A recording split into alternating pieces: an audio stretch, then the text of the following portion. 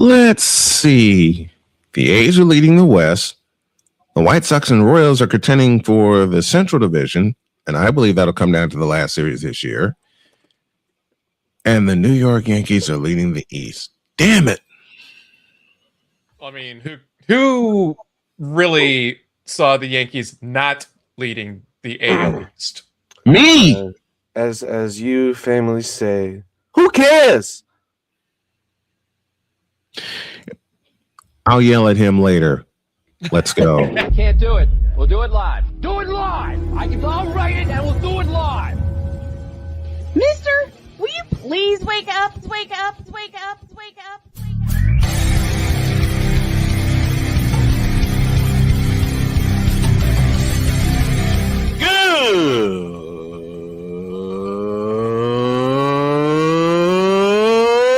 Good morning.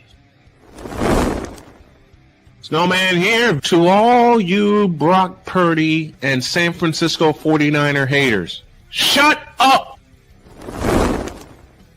I got to thank you, Shane. I mean, whatever happened to the games where breaking 100 points was, I don't know, unusual?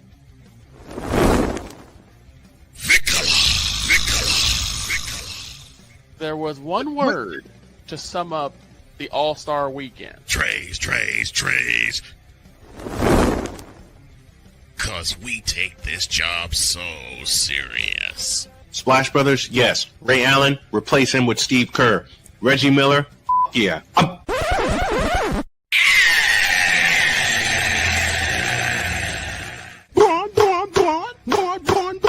What in the all types of blue hell? Don't ask. Oh, yeah! Let's go, baby! Yeah! And somewhere in this American League, Blue Jay fans are crying foul. Good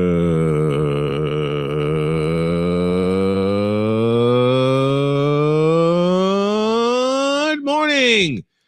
And welcome to the Taco Tuesday Napoleon Returns edition of Snowman in the Morning.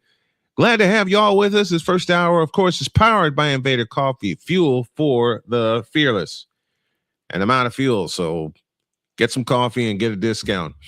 And already the chat is lit up thanks to Ryan McCarthy, who will join us later. Lily Bolden is the first one to crack the seal. McCarthy comes next saying, good morning, Snow Crew. And I mentioned something about the Blue Jays and McCarthy's response, because the Blue Jays might be frauds. There's a long way to go. And then what I said from Napoleon just a moment ago, Blue Jay fans are crying foul. I couldn't help it. You know what? Spurs fans are crying foul. Royals fans are crying foul. Different reason. And McCarthy finishes off the chat for now saying, let him cry, Napoleon. Okay. In honor of John Sterling, we're going to open with a little baseball talk. And you see the fellow here dressed in Oakland Athletics gear. And yes, Oakland Athletics, because I'm old and I'm old school. The A's are the only team in the American League West with a 500 record or better. What? And what's even weirder, I look at the run differentials for these guys. The A's were outscored by 10 runs in total. Yet somehow they're the ones leading the West? I don't. The West is upside down. The West is upside down. I hold the stereo. The West is upside down. Get out of my head, man. I mean, come on. It's true. How do you look at a team that has been outscored by 10 and they're the ones they're leading and they're the only team with a record over 500. Second 500. Mariners are 2 games back and they're the only ones with a positive win differential. Well, let me explain it like this. You're one of, let's see, 1, 2, 3. You're one of 5 teams in the AL that are over 500. That are over 500. Guardians, Tigers, Yankees, and Rays. Everybody else in the AL under 500. Under 500. And it ain't the guard. And forgive my old schoolness to my on-screen son, Droid. It ain't the Guardians. It's the Indians. It's the Indians. I know it's the Indians, but it's the engine. Yeah, you're right. It's the engines. I'm calling it like it. Look, because the 4-letter network will forever be in front of us unless we call it like it is. It's the Bring back Chief Wahoo. Hey, listen, the 4-letter network will not forever be in front of us. Not if I got something to say about it. But I need to make an apology to the folks that were looking forward to the premiere of Monday Night Baseball. We ran into a lot of scuff last night. And I want to thank the fans that reached out to me after I signed off. They're looking forward to the premiere of SMSN, which will be tonight. Game 2, the Minnesota Wild and the Colorado Avalanche. 8 p.m. is your face-off time, probably 8:05. So we'll be on air at 7:35 with the SMSN pregame show. Why you got to do it on the day that I work? Huh? Excuse me? Why you got to do it on the day I work? Because it's there. I think Droid is trying to cry foul. Yeah, foul. I wanted to call a game with you a couple nights ago. I wanted to call the game 7. Listen, I didn't get your message until 4 a.m. Why? Because the wife came home. She jumped in bed. She passed out, and then I passed out. I signed off. I didn't get your message, like I said, until 4 a.m. Because as soon as she walked in the door and I saw how exhausted she was, I turned this thing off, closed up shop, and I passed out.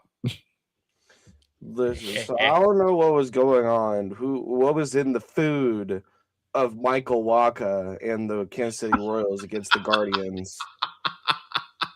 But where was this at the beginning? Where was this against the Athletics? Well, the Athletics ate it. We've won 4 straight. Mm-hmm. After getting dogged by the Athletics 6-3 and 5-2.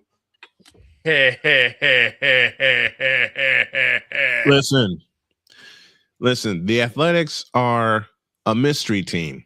Yes, they're leading the West.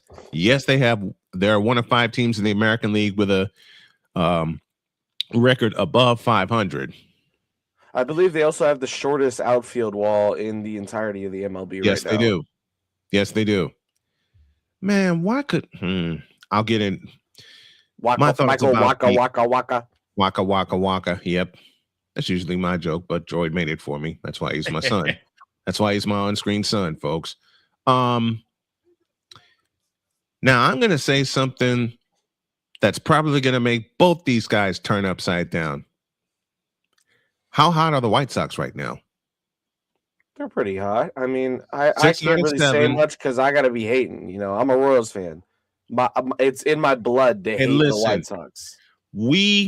I'm happy that we went to Kauffman Stadium and gained a split because for 2 games, we didn't put up a single run against you guys. I'm not.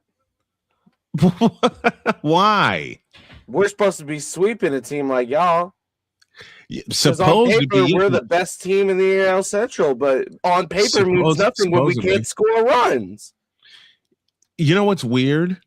The first game, and I had a fear of the first game of how it should have, in my mind, turned out.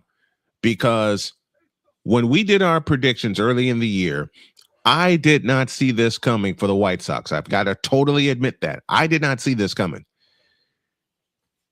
And we gained a split in Kansas City. The first 3 games of the series were all 2-0. 1 for the White Sox and 2 for the Royals. And then the White Sox won the last game of the series and we gained a split. And I'm going to be honest with you. I think that series sent us on our way. The series that people should look at when it comes to the White Sox is the series when we played the Toronto Blue Jays. The defending American League champions in our house. That was our opening series at U.S. Cellular Field, or New Comiskey Park, as I like to say, and we swept them. 2 of those games were walk-off wins. The thing I find crazy about the Royals is that if you were to say this team a few months ago was a team, you would have been like, "Are you sure that's not an all-star team?" You sure about that? Bobby Witt Jr. You sure about that? Miguel Garcia, Michael Walker, Chris Bubich, Salvador Perez, Vinny Pasquantino, Jack Caglione. All I got to say, all of them are star players, and yet we still can't win a game to save our lives. I think George is trying to say the utter blasphemy. The utter blasphemy. That we can't win a game. Royal. Meanwhile, still in the Central Division, I know the standard supposedly is Cleveland and Detroit, but y'all better watch out for the White Sox. They can play. They are hot right now. They have won. I'm not watching out for nothing. Shut up, Droid. And look, I'm taking it. I'm taking it and running with it. If it happens that we fall off a cliff before the All-Star break, then so be it. But I like how this team is. White Sox. Shut up, Droid. Like how this, shut up, Droid, or make you go sit in the corner. I like how this team, win yourself. But in all seriousness, I like how this team is coming together. Munetaka Murakami. Wow. And the Yankees wanted to sign him, but the White Sox got it first. Here's and by the way, crazy about that player. So if y'all remember that clip in the World Baseball Classic, people said, quote, what the is this? He's giving him his dead zones when Ohtani was giving him pointers. Yep. And sure enough, high fly ball deep to right field. Murakami is out of here. Yep. He now is tied for the American League lead in home runs with 14 with, of all people, Aaron Judge. Let me say that again. Munetaka Murakami is tied for the American League lead in home runs with the one and only Aaron Judge. I smell home run derby with those two. Oh, is that what that smell was? Yeah. Are you sure that's not barbecue? I'm smelling barbecue. Well, that's you. You're around nothing but barbecue. Speaking of, sipping on my Dickies barbecue pit cup. Of course. Of course. What other to y'all has been a surprise in the majors? The Cardinals. Yes. Last year they were near dead last in the NL Central, and then all of a sudden they're second, only 2 games behind the Cubs. See, I'm gonna cuss. I will not cuss. I will not cuss. Oh yeah, the Chicago sucks. Look, I don't want to admit aloud that the Cubs are in first place in the National League Central because I really don't care. But dadgummit. I think another team that's kind of been a surprise. How are the Nationals second in the NL East? Because the Nationals can play baseball. Dude, the last time they played baseball was when they won the World Series. In 2019, I know. And that was such a weird year. Can we talk about how much of a weird year 2019 was? In the immortal words of one Charlie Slows, who's the radio voice of the Washington Nationals, remember where you are, so you remember where you were on October 30th, 2019, when the Washington Nationals finished the fight. Because remember, they started that year with a 19-31 record.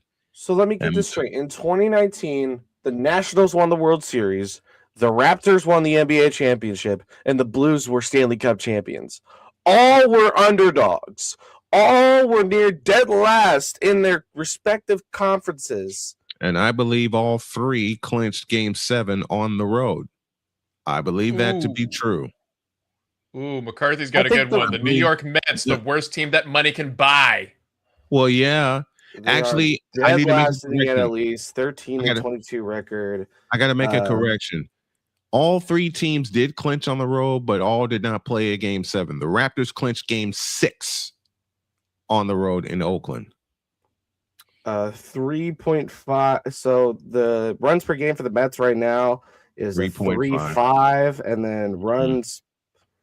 I believe it's RPGA. I don't know what that stands for. I'm a casual when it comes to baseball. 4.3. I believe that's runs against. Yep, that is runs against. By the way, in the NL Central, however, every team's above 500, as 500. McCarthy says, including the Pirates, including the Pittsburgh Pirates, including the Pittsburgh Pirates.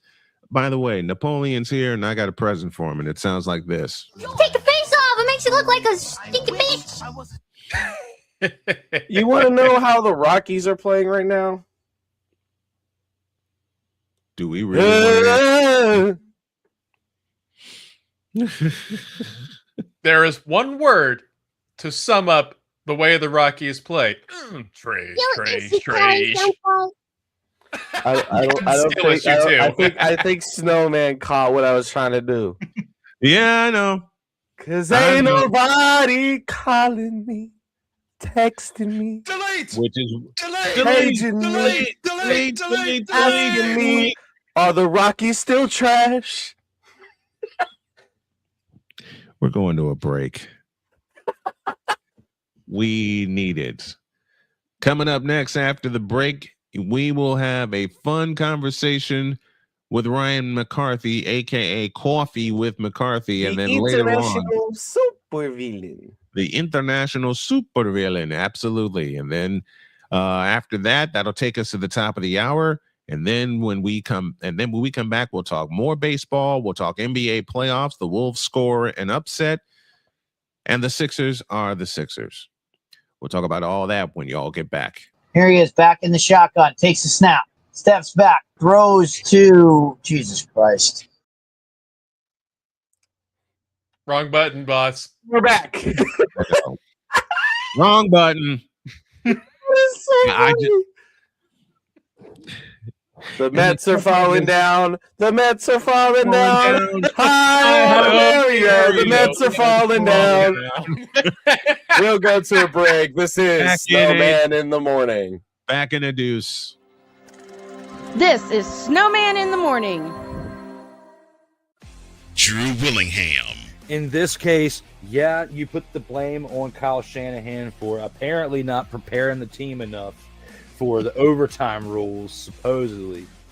Cole Johnson. Peyton was considered the winner, and he was the darling of all darlings for Gerald. With a special appearance by Tyrone Alizé McDummy. Ain't nobody calling me. Text delete. Join these two football enthusiasts as they give you Total Football Talk. Live every Monday at 4 p.m. Eastern, 3 p.m. Central on the Sertoba Media and the Comey Media YouTube channels.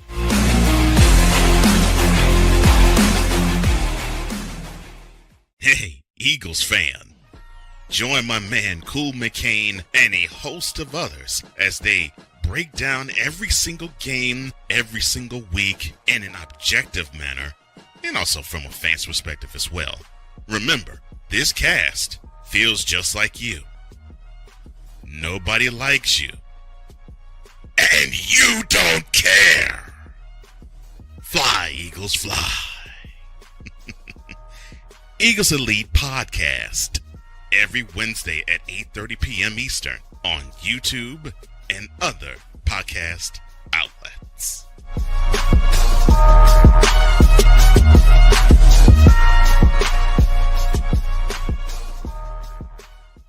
From the hills of Santa Clara to the legacy of the stick, this is where red runs deep and greatness wears gold. 40 plus years of fan, 30 years in the booth, and now it's personal. The 49ers like you've never heard them before. This is That 49ers Show on Snowman Sportsnet. hosted by Brian Snow. Each week you will get a recap of the game that just happened and the game that will happen. All the stats, facts, and figures, all the fun notes, fan chats, and everything else you could put into 30 minutes. This is That 49ers Show on Snowman Sportsnet, Wednesdays at 7 p.m. Eastern, 6 p.m. Central.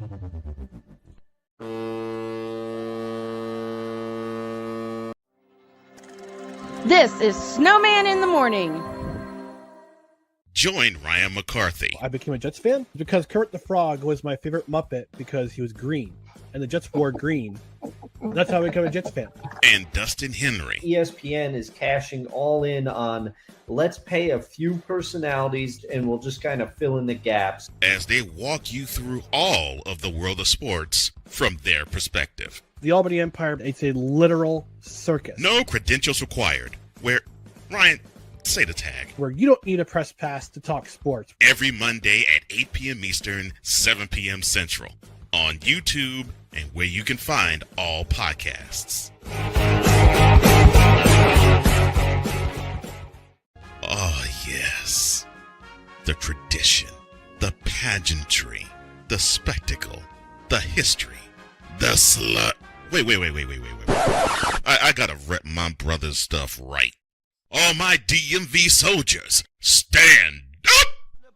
And welcome to the Commander's Gridiron Report. You want your commanders to be repped right? Well, D. Willie is your man. Commander's Gridiron Report. Every Tuesday at 11:05 a.m. Eastern, 10:05 a.m. Central. On the Sartoba Media YouTube channel. Music by J. Cool. Where my soldiers? Right side. Commanders. Where my soldiers? Left side. Join the transporter to Hades. Your butt and gut becomes one. Join the reformer of hooker whores. This is my daughter, Placenta Booty Johnson. Join the bronze car. Whenever you are in distress, take off your baseball cap and throw it in the air. Join your very own superhero of broadcasting, Chris Bass. So whatever color crayon they get, they palm it and do two circles, and that translates to, I can be the black people. As he takes you through the week's paces in Baseline. Live every Saturday at 8 a.m. Eastern, 7 a.m. Central, Pacific Time Zone people, just stay asleep when this is on live and just catch the recording. Oh, I'm sorry. Exclusively on the Chris Bass YouTube channel.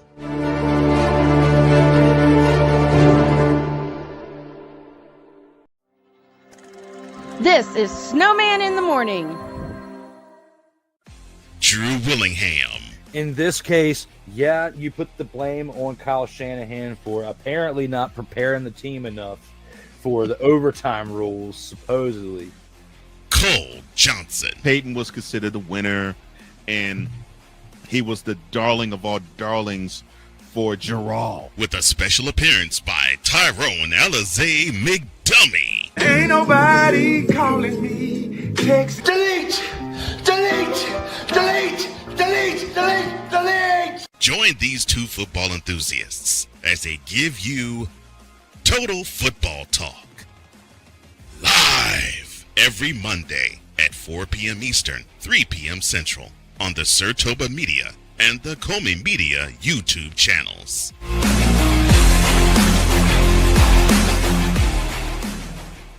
Hey, Eagles fan. Join my man Cool McCain and a host of others as they break down every single game, every single week in an objective manner, and also from a fan's perspective as well. Remember, this cast feels just like you. Nobody likes you. And you don't care. Fly, Eagles, fly. Eagles Elite Podcast. Every Wednesday at 8:30 p.m. Eastern on YouTube and other podcast outlets.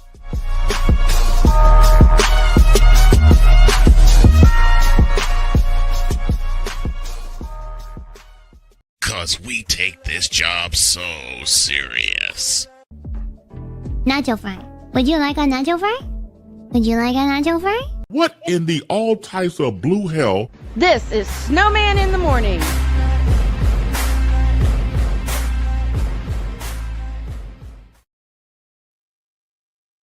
28 after the hour, and boy, oh boy, we got stuff going on here. Sorry it took so long. Was trying to queue up the interview I did with McCarthy and then discovered a major problem. My camera didn't show up. Oh no. You see, and I examined it this morning and it was okay. So I thought, so I examined it again during the break because I was going to queue that up through OBS and then run it the same way I did last week.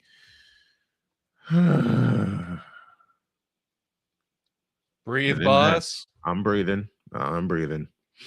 Technology always finds ways to fail us. See, me for 30, almost 31, and I'm going to make this a funny story just to fill the time here. For 31 years, almost 31 years, it'll be 31 years in September, me and technology have always had a fight somewhere. You guys have been a witness to it lately in the past 3 years. All the fights I've had with technology, from getting ready to go on air and the radio box goes dead, from me getting ready to go on air in Kansas City and my microphone falls apart. You want to know the worst broadcasting blooper I ever had?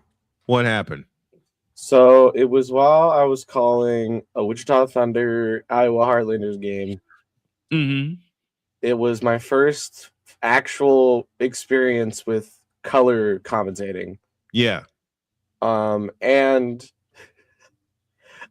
we went to break.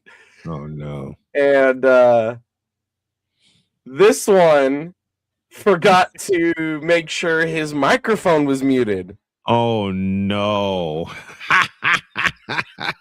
So I started talking over the commercials, and production was like, "Your mic is on, your mic is on, your mic is on." I was like, "What?" Well, at least you didn't accidentally say a slur with the hot mic, huh? Well, here's the thing. You didn't go. I'm gonna make it very clear. I watch what I say when I'm on the air. So, like, I have a switch.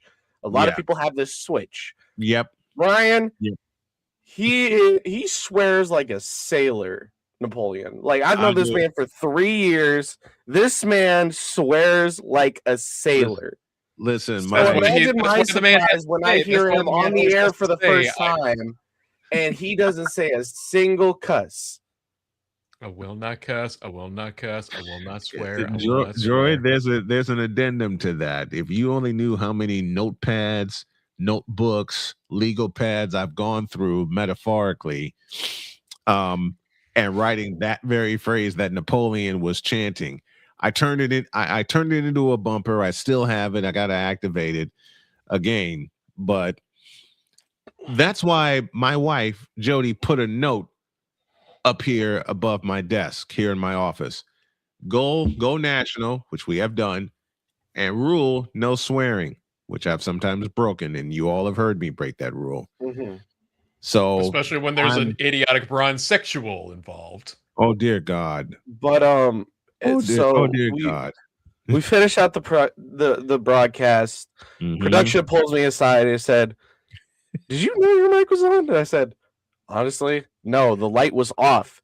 Found out there was a fault with the box that our microphones were plugged into. So it showed that my mic wasn't on, but in reality, my mic was on. So I asked them, "Am I in trouble for this?" They said, "Technically, you should be, but because it was equipment fault and not your fault, you're good." I was like, "Okay, cool. Just making sure I'm not getting fired." I got fired the next day. Wow. Dang, man.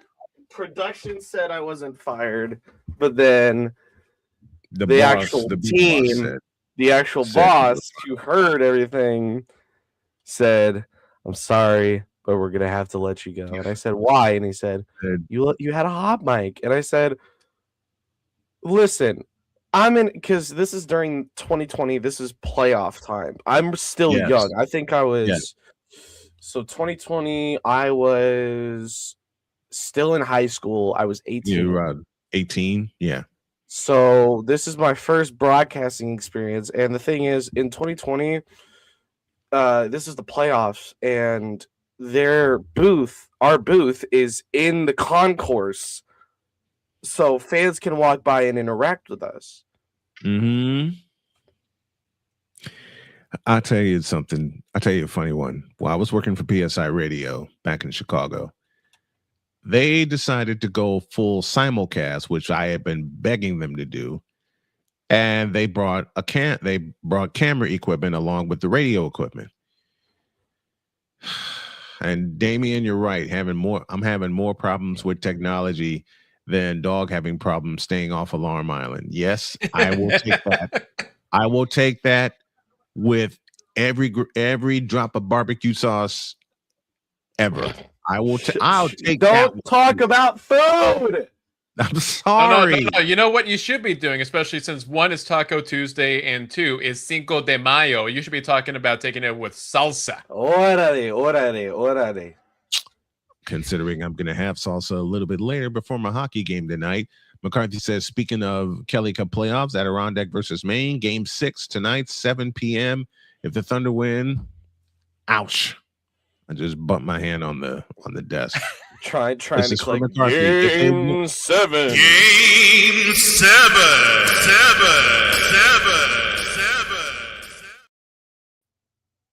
The legend of Cole Johnson lives. Okay. 2006, I was working at PSI Radio in Chicago. They decided to go full simulcast and break out the video camera. I was 3 years old. It was a high school tournament, the Proviso West tournament, and anybody listening from Chicago knows how popular that tournament is. Well, my broadcast partner, who was 21, Big Boss said, "You're calling the bulk of the games because we need an experienced voice." I can dig that. My partner was so excited, and I can feel his excitement. And I wanted to get excited with him because we're both calling games. And I said, I can't do it. I got to mentor this kid. Well, we get to the third game of the first session. It's gone to double overtime. Team leading has the ball, and they're just standing at midcourt. And my partner, bless his heart, wanted to say they are going to make sure that they eat clock with each possession. Oh, no. I don't have to tell you the rest of that sentence. I already know where it's going, too. Eat what?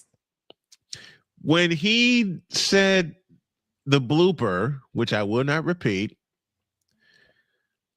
I fell out laughing. Now, remember, this game's in double overtime. The team that held the ball, everybody's tired. Everybody wants to just go home. Exhausted. I mean, first session, we started at 8 o'clock in the morning. First game actually was 10 a.m. We were exhausted after just the first 3 games. Because remember, I'm sitting in the chair doing the play-by-play call for all 3 games.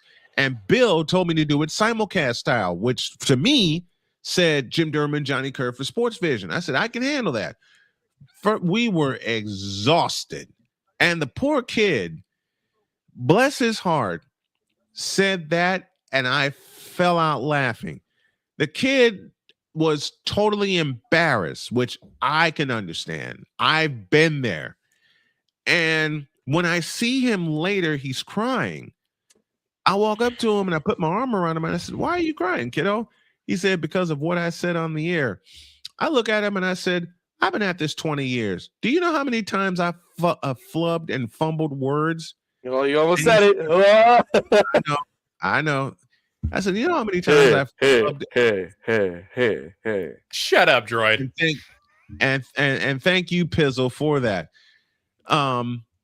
I put my arm around him and I consoled him and I said, "You know how many times I've flubbed up words in 20 years?" And he said, "Really?" I said, "Yeah." And I told him a few stories where I did mess up a lot of times. And he said, so you've done this too, and you've been there? I'm like, dude, been there, done that, got the t-shirt, burnt the SOB when I got done with it. Bill comes back in the backstage area where we were having lunch, and he consoles the kid. He says, you're all right? He said, yeah, I'm fine now. He was telling me how he had bloopers on the air. I said, yeah, I did it on radio. Does that tell you something? Kid's cracking up. So bless his heart. Bless his heart when he flubbed up a sentence, and given given what was going on, it was a double overtime game. I knew what he wanted to say because we had talked about it during a timeout. Mm-hmm. And he flubbed it, and I felt so bad. I was laughing, but I felt bad for him. Yeah. He wound up being I lied. That wasn't my worst moment. He wound up being my partner for the remainder of the tournament, and we were the A team. And he said, you guys are going to ride this all the way through the quarterfinals, the semifinals, and the championship. I said, cool. I get a chance to teach the kid. Cool. He was so excited. And I pulled him aside and I said, you remind me of me when I got started. He said, you were this excited? I said, man, every time I get a chance to put the headset on, I'm jumping up and down like a 10-year-old.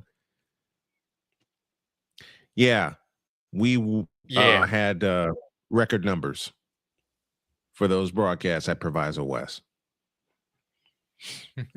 Now, what was your worst moment? Oh, Lord. High school. Uh-oh. High basketball specifically. Mm-hmm. Turner versus Bayshore Linwood. Okay. Called the game. And I'm from Shawnee Heights, right? So I don't like any of these schools that I'm calling. Wow. The alumni and the alumni in my head is like, why are you calling this? Because it's your job, son. I wasn't getting paid to do it. It was I was 17, so they can't pay me, so it's all voluntary. That was me in 1989. I get it. I get it. And one of the kids recognizes me from a crowd from when he played football, and I was like, no, you don't.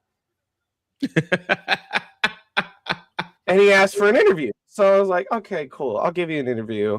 Yeah. Whatever. He was a star player. He was a two-star athlete, one of the few guys in the state that had stars. Right. Right. So I gave him his interview, and so I asked him, what was the worst comeback you ever had to do? Mm-hmm. And he said, well, I had to come back against your T-Birds. And I was like, oh, okay. So I terminated the interview on the spot. And he's like, why'd you do that? And I said, because you can't say that. And he said, well, I can't talk about your T-Birds. I said, no, you can't say the word she. He was like, oh.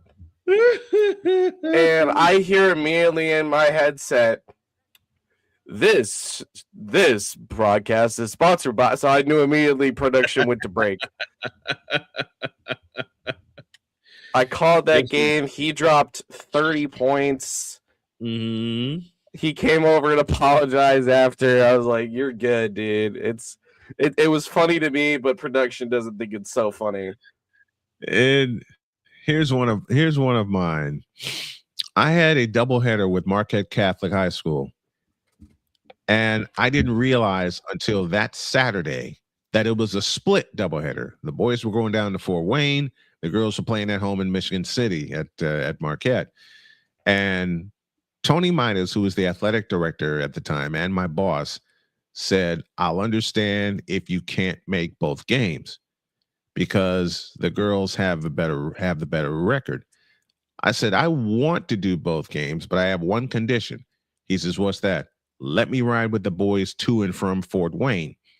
Talk with the basketball coach, and Donovan Garlett said, bring it on. I'm like, cool. Fort Wayne is such a weird place. It is, man. It is. I've only been there 3 times in my life.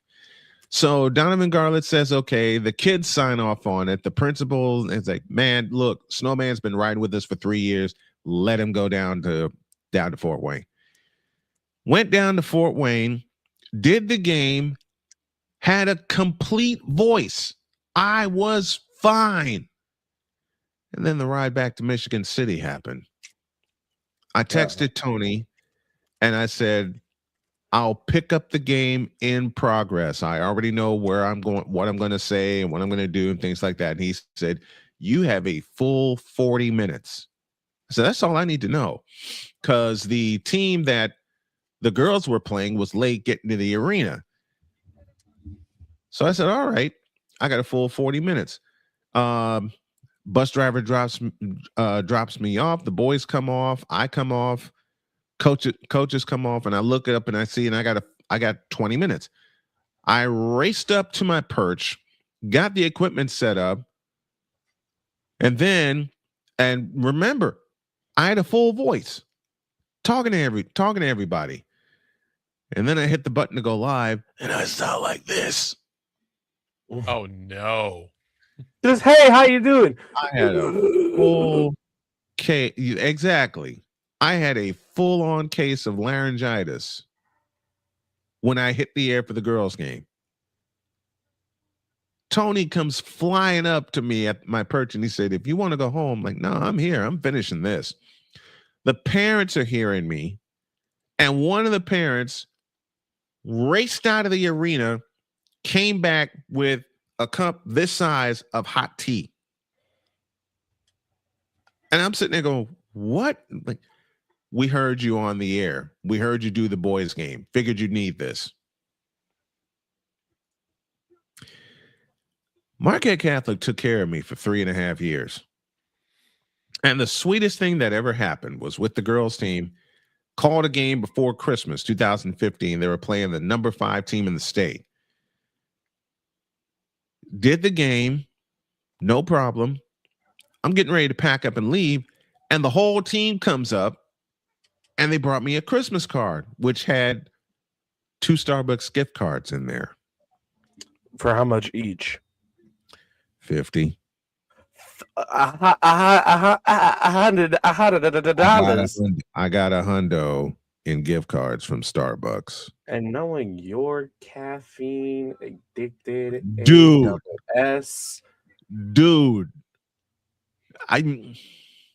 when they gave me that card, it not only had thank you, Napoleon. It not only had, just a moment, it not only had the gift cards in there, it had every single catchphrase and nickname that I came up with. There was a young lady on the team named Morgan Crook, who was one of the starting guards. Opening night, I recapped the lineup, and for some god-awful crazy reason, we were on the road. I said, and to complete the starting lineup is Morgan, I am not a crook. Her mom heard that and started laughing. Dad heard that, and he started laughing. The parents in front of me are all cracking up. And it stuck. Because when she signed her name, she signed it, Morgan, I am not a crook. Lord. And in fact, all 3 of the starting guards, Emery Joseph, Morgan Crook, and Mackenzie Maravich, I dubbed them the Smurf Attack. That's how they signed the card. They all signed their names with their nicknames, and they put a sentence in there, we are the Smurf Attack.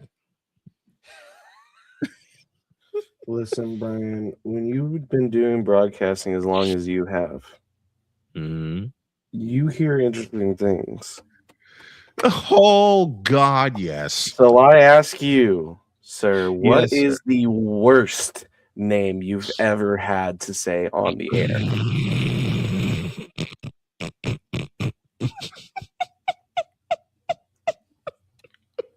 Ryan. Mr. Brian Snow. What is the absolute worst name you've ever had to call? The absolute worst name that I had to call is also the funniest name that I had to call. Now, this is a two-parter. In 2007, there was a kid named Ryan Sample. Keep that last name in mind. It's a kid named Ryan Sample, and he was playing baseball and knocking the blank out of the ball. He wound up being MVP of the travel ball tournament that I was calling. His mom came up to me and said, I got a funny story for you. And immediately my spider senses went haywire. The snow senses are tingling. They forget tingling. They were going nuts when she said that. And grandma comes over and says, don't tell him. He'll run with it. Don't tell him. So she comes over and she starts telling me how she met her husband and everything while Ryan is batting, by the way. And I'm thinking, okay, where's the shoe? Where's the shoe going to drop? Then she said over there. Then she said this sentence. And to do it right and to do it the way it's supposed to be done, Ryan Sample's mom said, quote, because my maiden name was Seaman. Close quote. I was under the table for 10 minutes laughing. And let me guess. You just dying of laughter. I am on the ground for 10 minutes. So the whole at bat plus some. Napoleon, you did the right thing. Now get back here so you can hear the rest of this. You need to get back here so you can hear the rest of this. And as his mom was telling me my maiden name was Seaman, this kid's leaving the ballpark with his second home run of the day. Victor comes flying over, thought I was hurt. And he said, are you all right? I said, I'm fine. I'll tell you what I heard when we get home, because Victor was living with me at the time. 6 years later, keep that last name, Ryan Sample.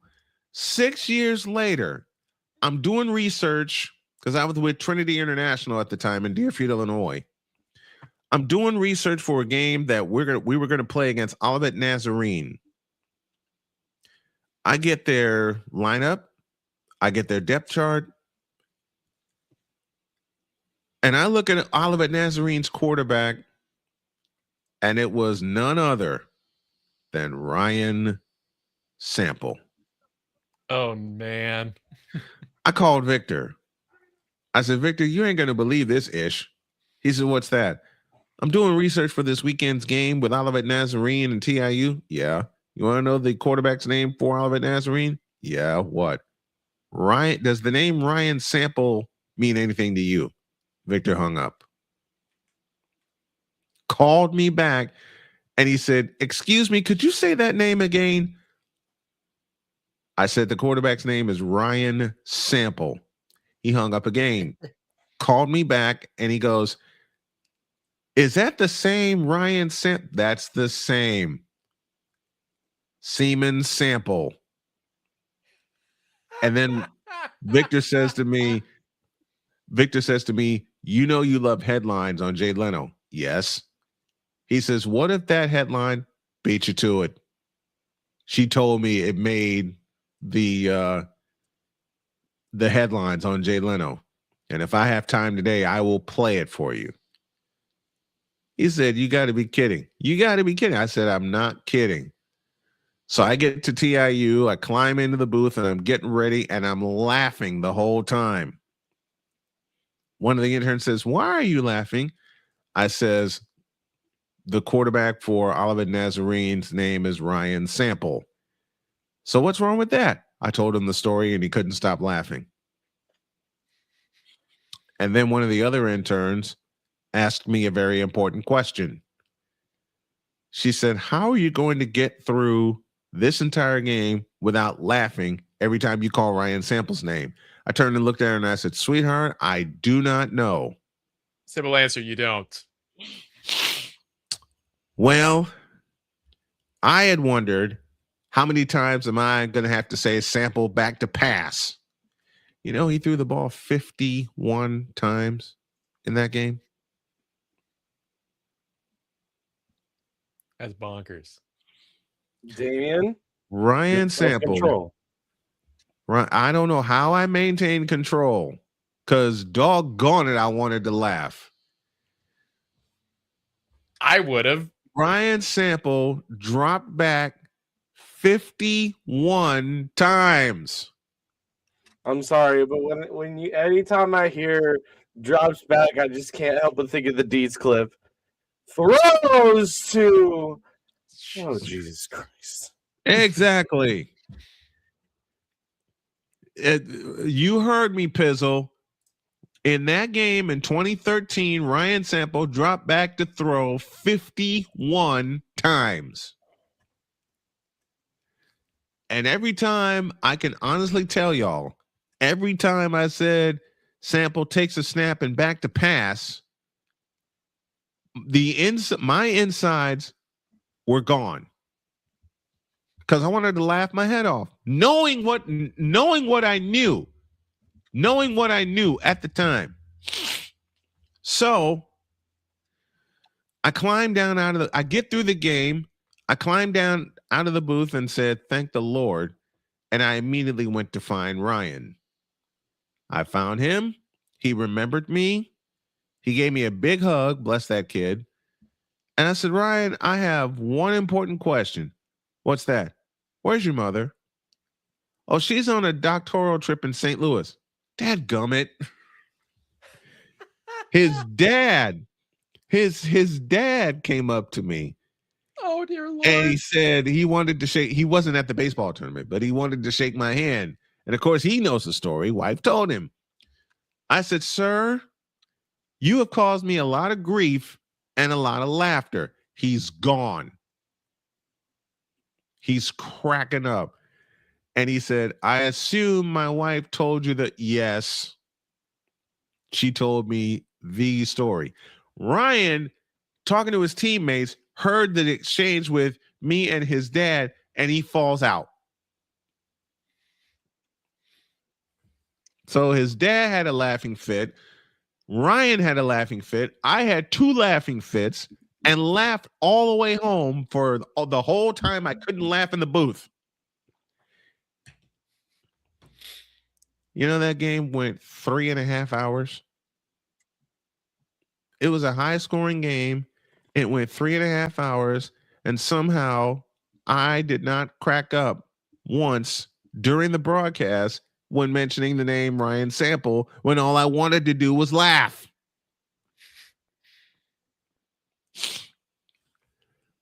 And some people are thinking, the utter blasphemy. If y'all only knew. Clark Goodlow, you're right, man. Double entendre everywhere with it. Listen, when his mom told me the story and I fell out laughing, do you know how many jokes I had in my head at that time? Hundreds. That's a lot of nuts.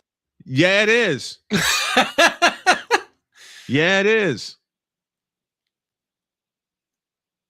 Like I said, some people straight-laced are thinking, the utter blasphemy. That's one of the worst / craziest names I've ever had to call on the air. Just imagining Ryan Sample dropping back 51 times and I couldn't laugh once. Matter of fact, producer, director, statistician, all in the booth, coming up to me saying, keep it together. Ryan's thrown 20 times. Keep it together. I'm like, I already know this. I even mentioned that he in the final stats, he threw the ball 51 times, and somehow I still kept it together. I don't know. I don't know how I did that. We're going to share more broadcast stories. And then we are going to do what we did yesterday, and that's honor John Sterling. And speaking of Mr. Sterling, remember this. It's 4-for-11 lifetime against Trombley. The Yankees are a base hit from getting very close to tying this game. A little old single. The pitch. Swung on and hit in the air to deep right center. It is high. It is far. It is gone. It's a grand slam. Jason Giambi hits the bottom of the 14th. 1 out. Walk-off. Grand slam. And one of the best games you'll ever see. The Yankees rise from the dead in the bottom of the 14th and win the game 13-12. The Giambino, his proudest moment as a Yankee. They mob him at home plate in one of the wildest finishes you'll ever see. And by the way, ball game over. Yankees win. Ah! Yankees win.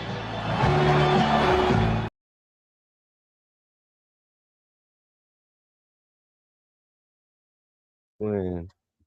Mood it. No, I'm not. For a little bit, you were. So he's the one that coined the term, the Yankees win. That's him. And also, that's who the Blue Jays were mocking. The A's fan in me hated every moment that Giambi went to the pinstripes. Well, yeah. Literally every home game, whenever Giambi would come up to bat while wearing the Yankee pinstripes, nothing but boos. There was no welcoming Giambi back when he came in those pinstripes. John Sterling was such a legend. As I mentioned, we'll pay homage to him. Also, after the break, we're going to have a little power play because the Vegas Golden Knights beat the Anaheim Ducks last night. Was it a close game? Yep. Was it a physical game? Yep. Who won? Vegas. What am I doing again? You heard what I said. Nah. Don't you nah me. The idea. Shut up. The ID and George Power Play and more on the second half of Snowman in the Morning. Introduce. This is Snowman in the Morning. Join Ryan McCarthy. I became a Jets fan because Kurt the Frog was my favorite Muppet because he was green. And the Jets wore green. That's how I became a Jets fan. And Dustin Henry. ESPN is cashing all in on let's pay a few personalities and we'll just kind of fill in the gaps. As they walk you through all of the world of sports from their perspective. The Albany Empire, it's a literal circus. No credentials required. Where, Ryan, say the tag. Where you don't need a press pass to talk sports. Every Monday at 8 p.m. Eastern, 7 p.m. Central. On YouTube and where you can find all podcasts. Oh, yes. The tradition, the pageantry, the spectacle, the history, the slut. Wait. I gotta rep my brother's stuff right. All my DMV soldiers, stand up! And welcome to the Commander's Gridiron Report. You want your commanders to be repped right? Well, D. Willie is your man. Commander's Gridiron Report. Every Tuesday at 11:05 a.m. Eastern, 10:05 a.m. Central. On the Sotoba Media YouTube channel. Music by J. Cool. Where my soldiers? Right side. Commanders. Where my soldiers? Left side. Join the transporter to Hades. Your butt and gut becomes one. Join the reformer of hooker whores. This is my daughter, Placenta Booty Johnson. Join the bronze car. Whenever you are in distress, take off your baseball cap and throw it in the air. Join your very own superhero of broadcasting, Chris Bass. So whatever color crayon they get, they palm it and do 2 circles, and that translates to I can beat up black people. As he takes you through the week's paces in Baseline. Live every Saturday at 8 a.m. Eastern, 7 a.m. Central, Pacific Time Zone people, just stay asleep when this is on live and just catch the recording. Oh, I'm sorry. exclusively on the Chris Bass YouTube channel.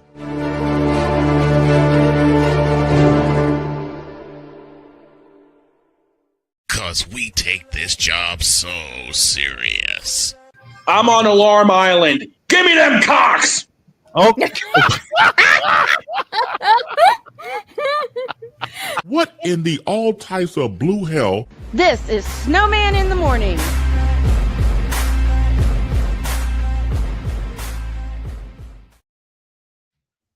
703, we know you in ID, broadcasting in your region, across this nation, and around the world.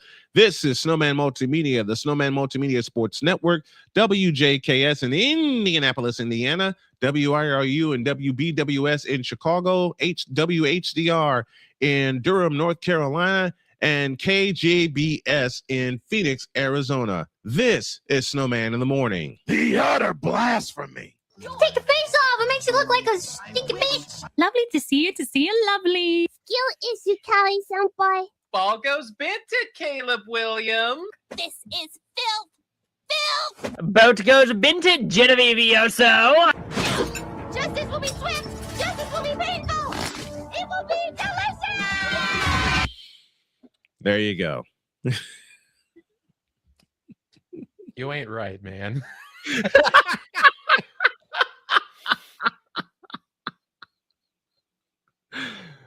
Why am I not right this time? You know why. No, I don't. I just did what you asked me to do.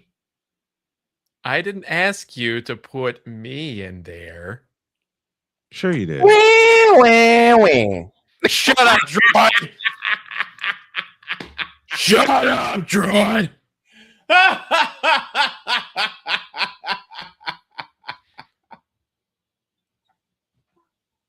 Rich on my backside, go down. Rich on my backside. Because the party had one bear. What? Two bears. What? Three bears. 4 beers. What? What? 4 beers. What? What? 6 beers. What? What? 7 beers. What? 8 beers. What? 9 beers. What? And a Bloody Mary. What?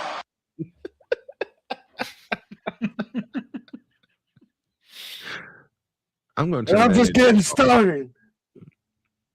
I'm going to turn that into a bumper. I swear to God, I am. I'm going to What? turn What? What? I'm going to turn it into a bumper. It's going to be either I'm going to turn it into a bumper or it's going to be included in one. And also this week, I plan to start doing the video station IDs. Holy cow. Good gravy, boss. I know. I must admit, Napoleon, I had a little fun with that one. I can tell. Got me some sausage. What? What? 3 bears. What? Some corn on the cob. What? A rack of ribs. What? It was either Napoleon. It was either this one. Ball goes Benton, Caleb Williams. But since Jen's not here, Ball goes Benton, Caleb Williams. Jeez, crow. And based off the fact that Mr. Locke is not here, I'm assuming he's in office all week. He is. He's in the office all week. Which means, unfortunately, this week goes without the random musings of. That's what you think. What? That's what you think. What? What? That's what you think. What? Mister, how do you operate this Twitter thing or this Instagram thing or whatever the heck? You're supposed to know all this stuff. Anyway, welcome back to the show. I even got a bumper planned for her. And I should be able to drop that this week. Yes, I'm even getting my wife in on the fun. Oh, You do not have, but I'll definitely say you don't have enough clips of me to do anything with me. That's what you think. Oh, that's And not what I lets out think. the That's evil what I laugh. know, That's what you sir, think. because while Shane's on Alarm Island, I'm on Coney Island. Joy, I found 2 good clips of you. And What, that's Fry, Eagles, Fry? That's all I need. He said, Damien says, damn, no Fry, Eagles, Fry this week. Once again, that's what you think. Boom, boom, boom, boom, boom, boom, boom. Fry, Eagles, Fry. On a pan right next to me. Wait. Eagles, Fry. Hold on. You are not contacting Deb Witkiss for that, are you? No, he's getting the song ready. I'm getting the lyrics. He's getting our instrumental and he's getting our lyrics. I'm telling you, if Deb ever hears this, she's gonna. She'll hear it during picks. She'll hear it. Okay. If Deb hears, she's going to listen. I know the lovely Deb Witkiss, and she is going to hear this, and she will have couches for everybody. She'll have 3 couches for me because I came up with the second verse of this stuff. And this, folks, this is all off of a blooper that happened. When Victor was so excited to talk about the Eagles, he said the wrong thing. Now it's become a thing. And it's hell. Here it comes. Fry, Eagles, fry in a pan right next to me. Fry, Eagles, fry till they're golden brown. 1, 2, 3. Temp on low, temp on high, and watch our Eagles fry. Fry, Eagles, fry in a pan right next to me. Eagles.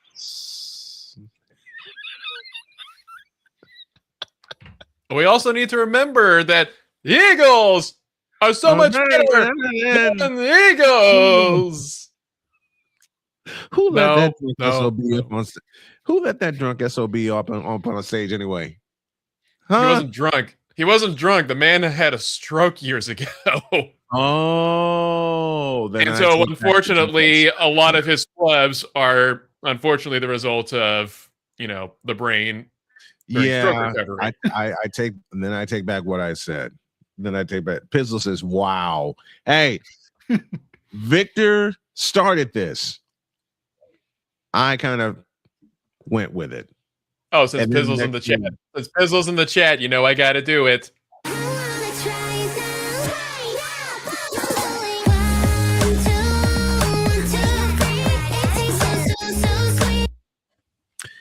That song is going to be the death of me. I swear to you, that song is going to be the death of me. Because whenever I'm editing my music. Whenever I'm editing here in studio and I flip on Spotify, that's always, and I mean this, for the past 3 months, that's always been the first song that flips. That's always been the first song that comes up. Pineapple. It's really, in the end, basically a skill issue. Yeah, it is, Spotify.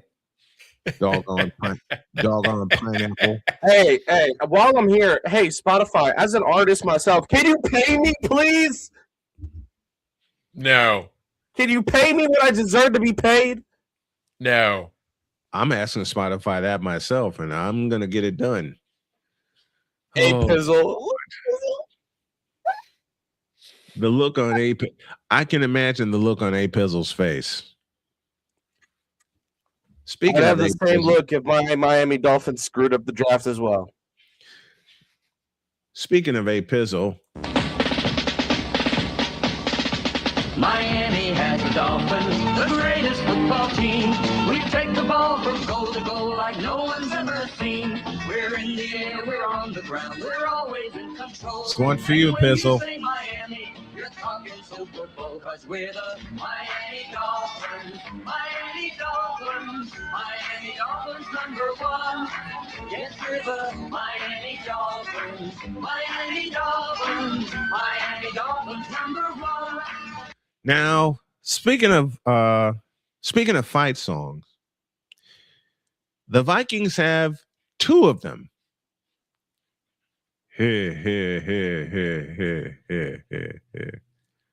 When good things happen, you hear this.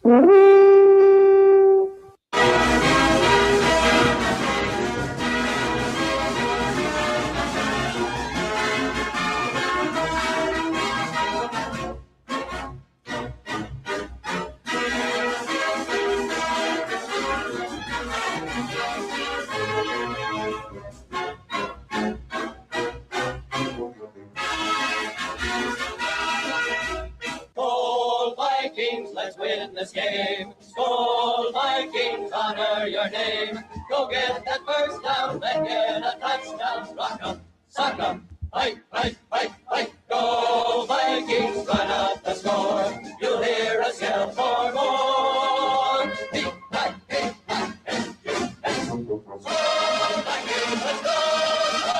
It was actually an alarm once upon a time. Damian Hernandez, sorry, Droid. Spotify said there's not enough milk in the coffee cup cabinet to pay you. Clark Goodlow with a good ear. Ain't that the Houston Oilers fight song? Yes, it is, sir. Yes, it is. But when things are not going right for the Vikings, you hear Paul Allen do this. On the first day of Christmas, the Vikings gave to me another ass kicking. On the second day of Christmas, the Vikings gave to me 2 yards per carry and a giant size butt whooping. On the third day of Christmas, my Vikings gave to me 3 points versus the Giants, 2 yards per carry and a giant size butt whooping. On the fourth day of Christmas, my Vikings gave to me number 4 on the sidelines, 3 versus the Giants, 2 yards per carry, and another hurtful ass whooping. Then there's this one. On the 5th day of Christmas, my Vikings gave to me 5 bleeping wins. Number 4 was on the sidelines. We only had 3 versus the Giants and 2 yards per carry and another butt whooping. It's courtesy of KFAN in Minnesota. On the 6th day of Christmas, the Purple gave to me 6 injured starters, 5 bleeping wins. Number 4 on the sidelines, 3 versus the Giants, 2 yards per carry, and yes, you all saw it or heard it, another ass whooping. On the 7th day of Christmas, my true loves gave to me the 7th pick in the draft, 6 injured starters, 5 bleeping wins. Number 4 was on the sidelines. We had 3 versus the Giants, only 2 yards per carry, and an absolute butt whooping. On the 8th day of Christmas, the Vikings gave to me 8 ugly losses, 7th pick in the draft, 6 injured starters, 5 bleeping wins. Number 4 on the sidelines, 3 versus the Giants on 2 yards per carry, and a giant-sized butt whooping. On the 9th day of Christmas, the Vikings gave to me 9 months without football, 8 ugly losses, 7th pick in the draft, 6 injured starters, and 5 bleeping wins. Hold on. Victor Hedman. Breaking news. Yeah, we do. Victor Hedman releases a statement on social media. He took time away from the Lightning this season to focus on his mental health. Hey, dig it. Hey, dig it. What is the one thing I say is the most important thing in sports? What'd you say, Droid? There's one thing I always say is the most important thing in all of sports. And that is your mental health. Mental health. Mm-hmm. And Rondell Moore was the main reason for that. Mm-hmm. Rest in peace, Rondell Moore. You are missed. Yeah. Rest in peace, Rondell Moore. A story I love talking about. Eric Nadeau, the longtime radio voice of the Texas Rangers, took time away from baseball during their championship run. to focus on his mental health. And when he came back, he sounded better than ever. And of course, he delivered the line, Rangers fans, you are not dreaming. Now to one of the best fight songs that I've ever heard. Oh no, bane of my existence.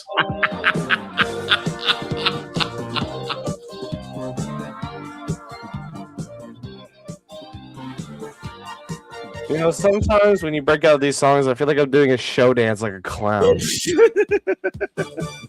Diego, Superchargers, San Diego, Chargers, Get back here, Napoleon. No. Man, get back here. Orale, Pizzle, orale. Which is where they still should be. F you, Spanos. Agreed. Okay, Napoleon, you can come back now. I turned it off. All right, thank you. Clark Goodlow says, no doubt about it, mental health is essential. It certainly is. It's something The I talk Oakland about. A's are top of the West. Who cares? Well, that's how we open the show. Who cares? What do you mean, who Napoleon cares? does. Napoleon does. Who cares? Napoleon does. That's his team.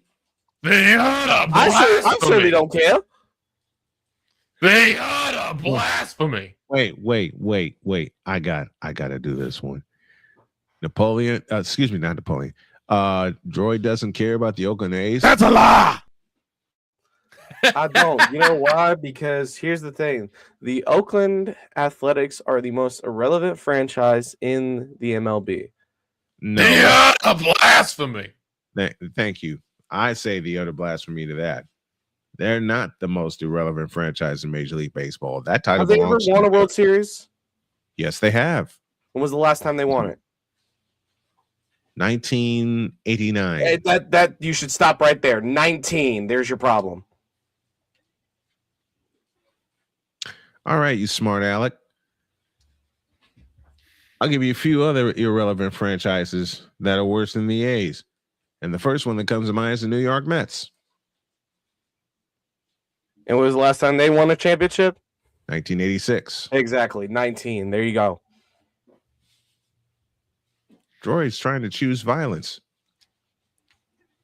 And all I got to say to that is... Well, the Rockies had never been to a World Series, correct? Say again? The Rockies had never been to a World Series, correct? Incorrect. 2007. When was the last time they were in a World Series? 2007. 2007, and who they lose to? The Boston Red Sox. You lost to who? The Boston Red Sox. They swept them. The Red Sox. The Red Sox. The Red Sox? Yeah, them. Oh, excuse me. How do you lose? Wait. Just a moment, Droid. Before you complete that question, I can tell you the most irrelevant franchise in Major League Baseball right now. They are the Cleveland Indians, aka the Cleveland Guardians. Who haven't won a championship since 1948. 19. There you go. But the A's are He relevant. really is trying to choose violence today, just because 19. It don't work because right now if the year starts with 19, you haven't been relevant in 20 years. Well, Droid's trying to choose violence, and it ain't going to work because all I got to say to that is the A's are on top in the West Division. Not for long. Who's going to overtake him? It's not going to be the Mariners, I'll tell you that. Don't answer that. Don't answer that. I'll tell you who's going to take it. It's going to be the Rangers. Because the Angels can't do it. They're the worst team in baseball next to the New York mess. New York mess. Leave that alone. That's for the Brooklyn mess. Leave that alone. They share it. They share. They hold hands and they share it. And they're both in New York. They're both in New York. The New York mess and the Brooklyn mess. Which one's the Shadow Realm, though? The Shadow Realm. Oh, do they share belongs that? to The Brooklyn mess. The Brooklyn mess. Listen, I was talking to a friend about the Cleveland Browns of every sport, and I said the New York Mets. And they're like, the Mets? You sure not the Rockies? The Mets. And they're the Cleveland Browns. What about the NBA? They're the Cleveland Browns. The Brooklyn Nets. Oh, sorry, the Brooklyn Mets. The Brooklyn Mets. Absolutely. You got a couple We're of the Cleveland Browns. Okay. And we're the Brooklyn Nets. Love you.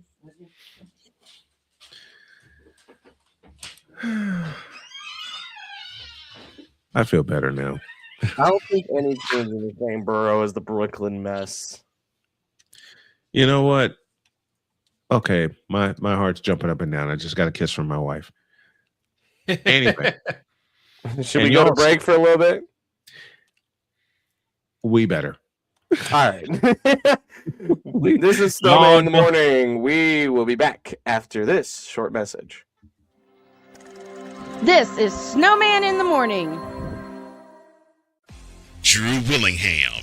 In this case, yeah, you put the blame on Kyle Shanahan for apparently not preparing the team enough for the overtime rules, supposedly.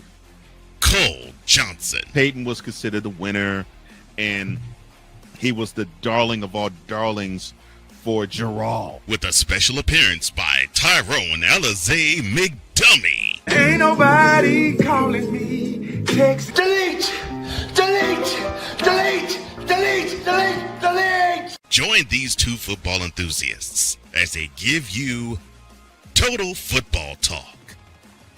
Live every Monday at 4 p.m. Eastern, 3 p.m. Central on the Sertoba Media and the Comey Media YouTube channels.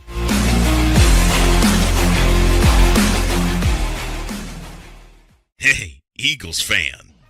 Join my man Cool McCain and a host of others as they break down every single game, every single week in an objective manner, and also from a fan's perspective as well. Remember, this cast feels just like you. Nobody likes you. And you don't care. Fly, Eagles, fly. Eagles Elite Podcast.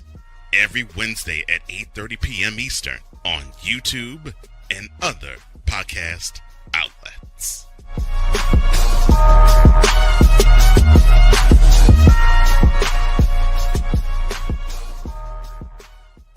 From the hills of Santa Clara to the legacy of the stick, this is where red runs deep and greatness wears gold. 40 plus years of fan, 30 years in the booth, and now it's personal. The 49ers like you've never heard them before. This is That 49ers Show on Snowman Sportsnet. Hosted by Brian Snow, each week you will get a recap of the game that just happened and the game that will happen. All the stats, facts, and figures, all the fun notes, fan chats, and everything else you could put into 30 minutes. This is That 49ers Show on Snowman Sportsnet. Wednesdays at 7 p.m. Eastern, 6 p.m. Central.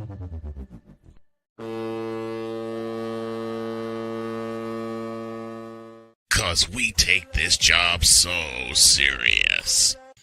What are we doing? What in the all types of blue hell? This is Snowman in the morning.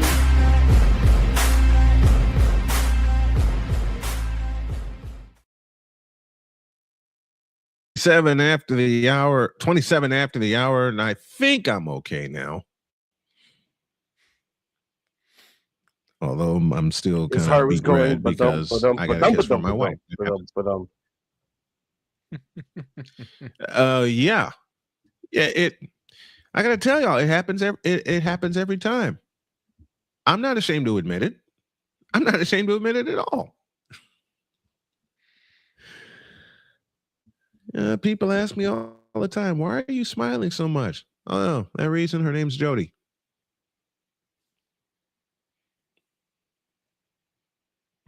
And the jealousy that I get from a lot of people.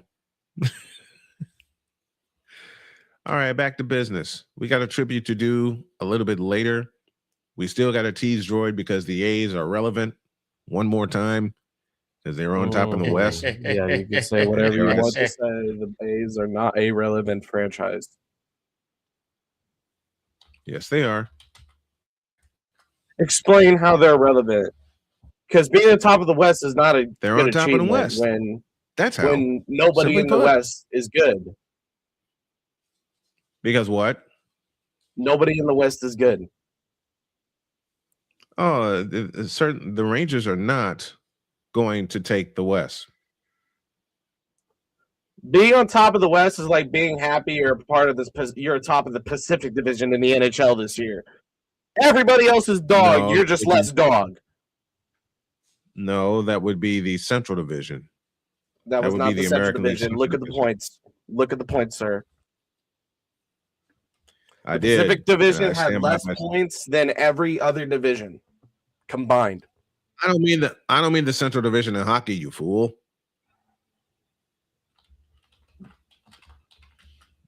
I did not mean the Well, you gotta Central remember Division. when you're saying that with the context given, you know what that sounds like. Yeah. True. So what sport are we talking about? Very true. What I'm trying to find is John Sterling's best calls, and I believe I found them. Some of these will feature the great Michael Kay, who is Sterling's partner for a very long time. Susan Waldman, of course, was his part. You know what? I found it. I found the one that I wanted. All right. We're going to see in tribute to one John Sterling, we are going to see his icon. We're going to see a lot of his iconic home run calls for the New York Yankees. And for those of you who don't know, John Sterling passed away yesterday at the age of 87. He wanted to be the voice of the Yankees since he was 6 years old.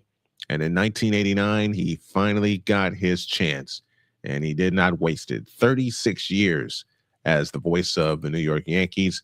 And even if you're not a Yankee fan, you will indeed recognize some of his calls. And now, courtesy of the New York Yankees, courtesy of Major League Baseball, MLB Digital Media, and all the teams involved.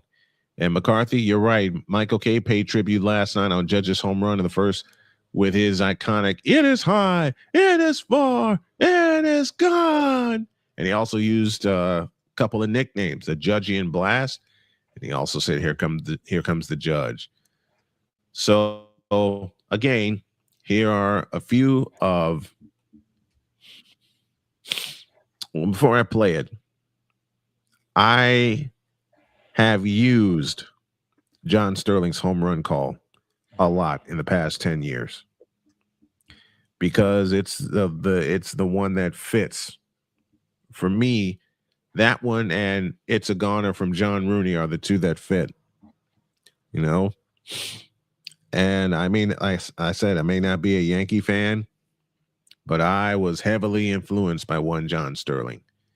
And remember, this is a guy who did television for the Atlanta Hawks and the Atlanta Braves for the longest time. Anybody remember the Rick Camp game? July 4th, 1985? May have that call before we get out of here. But here we go. The best calls of the New York Yankees from the legendary John Sterling. 1-0 Seattle, bottom of the eighth. 1 out, no one on. Here's Bernie. It'll be a 3-2. Swung on and hit high in the air to deep right. That ball is high. It's far. It is high. Are you serious? Steel seats. Burn, baby, burn. And the Yankees tie the ball game at 1. We're tied at 1, and this place is going nuts. One of the most thrilling games you'll ever see. So 2 away. The Yankees down to their last out. And here's Tino. 1 on, 2 out. Pitch is swung on and drilled The deep right center. It is high. It is far. It is gone. The Bam-Tino with 2 outs in the bottom of the ninth. He drills a game-tying 2-run home run. Oh, the Bam-Tino delivers big time. Fox and the Yankees for on that the clip. precipice of defeat tie the game at 3. One of the most dramatic It was home a World, runs 2001 in the World history Series. of the Yes, so that greatest clip is courtesy franchise of Fox. in professional sports. Posada is the base runner, so Brocious, Again, of course, the tying run. courtesy of with this 2 clip, outs courtesy in of the Fox. bottom of the ninth. Fox Now Kim, 1-0. Swung on and hit in the air to deep left. That ball is high. It is far. It is gone. I don't believe it. Once again, deja vu. A 2-out, game-tying 2-run home run by Scott Brocious. Probably the most unbelievable feat in World Series history. Scott Brocious ties the game with a 2-run home run. What was it Al Michaels said? Do you believe in miracles? 56,000 Yankee fans here say, yes, we do. 3-0 to Matsui. The pitch swung on, hit in the air to deep center. The air back, away back in deep center. It is gone. World Godzilla. Series 2003. Fox with courtesy. A thriller by Godzilla. Hideki Matsui, the Sayonara Kid, just lost one over the center field fence. A 3-run home run. And the Yankees take a 3-0 lead. Giambi is 4 This one I just played. against Courtesy of Trump. Yes The Network. Yankees are a base hit from getting very close to tying this game. A little old single. The on and hit in the air to deep right. It is high. It is far. It is gone. It's a grand slam. Jason Giambi hits the bottom of the 14th. 1 out. Walk off. Grand slam. And one of the best games you'll ever see. The Yankees rise from the dead in the bottom of the 14th and win the game 13-12. The Giambino, his proudest moment as a Yankee. They mob him at home plate in one of the wildest finishes you'll ever see. Ball game over. Yankees win. Ah! Yankees win. And here is Grandison with second and third, no one out. And the pitch swung on. There it goes to deep right. It is high. It is far. It is gone. It hit the foul pole. Curtis Grandison has hit a 3-run home run to go with his 2-run home run. The Grandy Man can. Oh, the Grandy Man can. He hits a 3-run home run off the foul pole. And the Yankees take an 8-4 lead. Melky is switch hitter batting left. Swings, drills to deep right. That ball is high. Not as far. And it's gone. Oh, the Milkman delivers. He hits a bottom of the 14th. 1 out, 2-run, walk-off home run. That's the Milky Way. Melky Cabrera ends the ball game with a 2-run, bottom of the 14th home run. Ball game over. Yankees win. The Yankees win.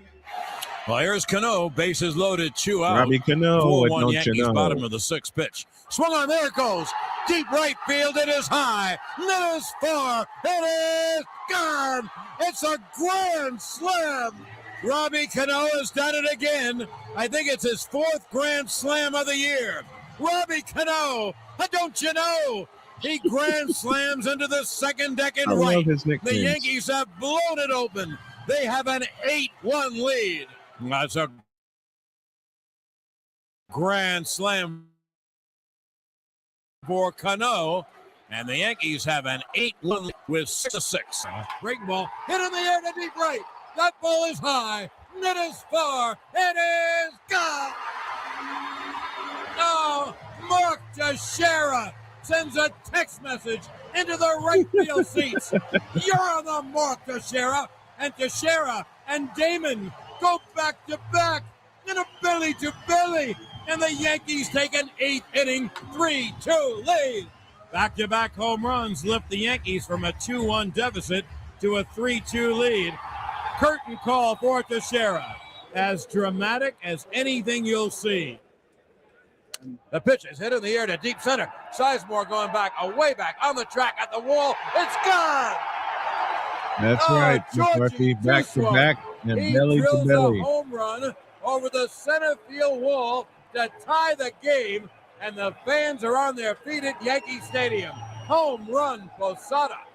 And one of the old guard. Jorge Posada gets his name in the record books. Now here's Ruben Sierra, the 2-1. Swung on and hit high in the air to right. That is high. That is far. That is gone. 1995 for this clip. A long home run for Sierra. And the ball game is tied at 2. Mattingly swings and he hits a drive to deep right center. That is high. That is far. That is gone. Back to back. In a belly to belly. Don Mattingly homers in the right center field area. Good old Donnie baseball. The 2-2. Swung on and hit in the air. The deep left center. It is high. It is far. It is gone. Joe Hardy lives. He's left the stage of Damn Yankees to join the Yankee Ball Club. Shane Spencer, the home run dispenser, has hit another home run to deep left center. And the Yankees Shane Spencer, the home run dispenser. Here's the 0-2. Swung on and hit in the air to deep left. It is high. It is far. It is gone. Alfonso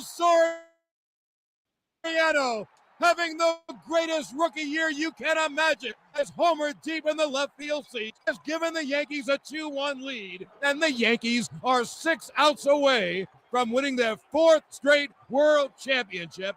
It happened on an 0-2 pitch. Now Melky leads off second with 2 out.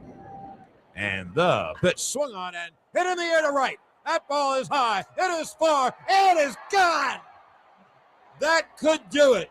Johnny Damon drills over the scoreboard to the Blues. It's a Johnny Rocket. A 2-run blast for Rocket. Damon. And the Yankees take a 7-1 lead. And deals. Swung on and hit in the air to deep right. That ball is high. It is far. It is gone.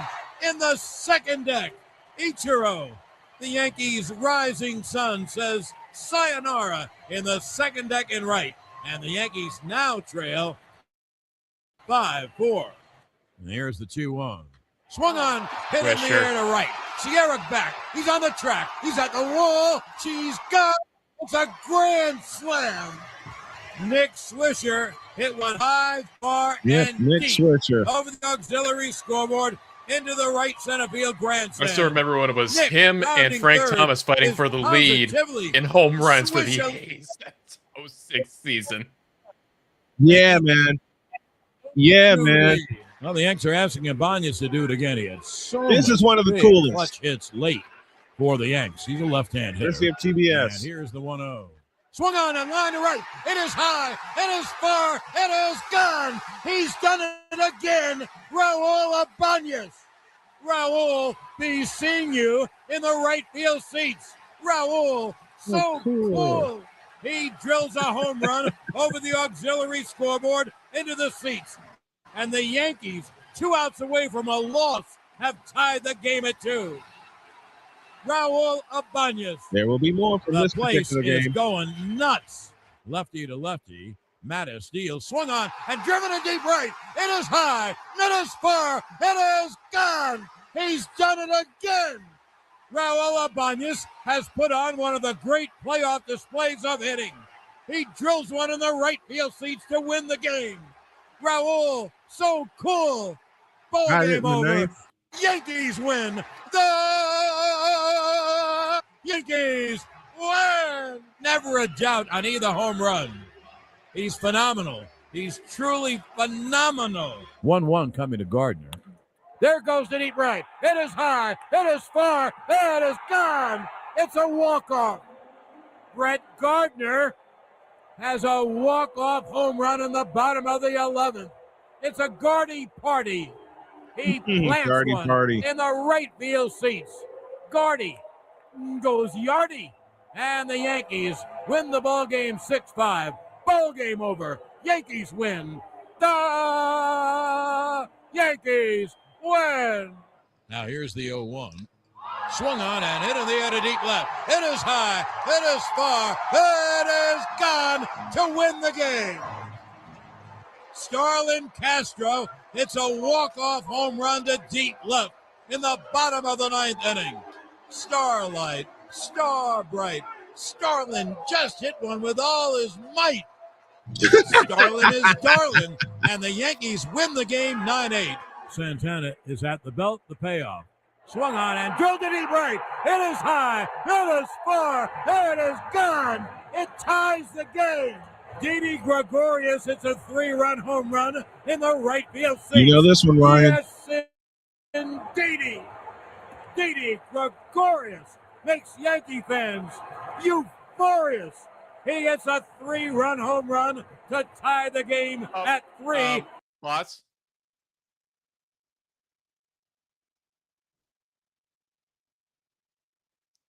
I'm here.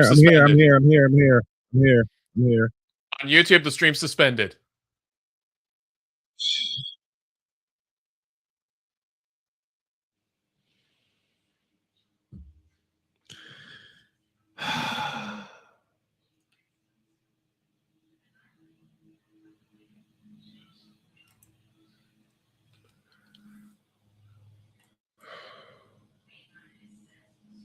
Thanks for catching that. McCarthy caught it first. I saw it in the chat, and I was like, wait, I got to double check Yeah, this. thank you, McCarthy. So yeah, stream is officially dead on YouTube.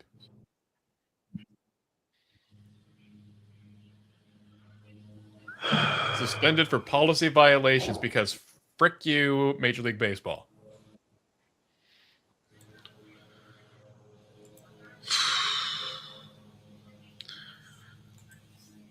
I guess I'm just gonna have to do audio from here on out then. We'll end it here.